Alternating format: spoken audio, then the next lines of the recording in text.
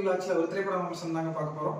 Nelson Venkatesan அவரோட டைரக்ஷன்ல அதர்வா, ரமேஷ் திலக், நிமிஷா அவங்களோட நடிப்புல ஜிப்ரானோட இசையில இன்னைக்கு படம் வெளியே இருக்குங்க.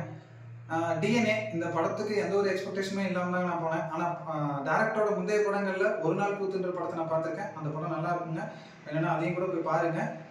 டிஎன்ஏவை பொறுத்த வரைக்கும் வந்து பாத்தீங்கன்னா பயங்கரமா இருக்கு, நல்லா இருக்கு. ஏன் அப்படின்னு சொன்னீங்கன்னா சித்தார்த்துக்கு எப்படி வந்து பாத்தீங்கன்னா சித்தா படம் அமைஞ்சதோ அதே மாதிரி அதர்வாக்கு இது ஒரு பயங்கர கம்பேக்கா இருக்கும். இன்னொரு கோயின்சிடன்ஸ் என்னன்னா அதுலயும் நிமிஷா தான் ஹீரோயினா பிளே பண்ணியிருப்பாங்க, இதுலயும் நிமிஷா தான் இருக்காங்க.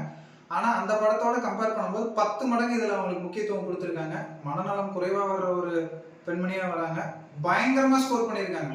குபேரால எப்படி தனுஷ் நின்று அடிச்சிருக்காரோ அதே மாதிரி இதுல அவங்க வந்து பயங்கரமா நடிச்சு கொடுத்துருக்காங்க.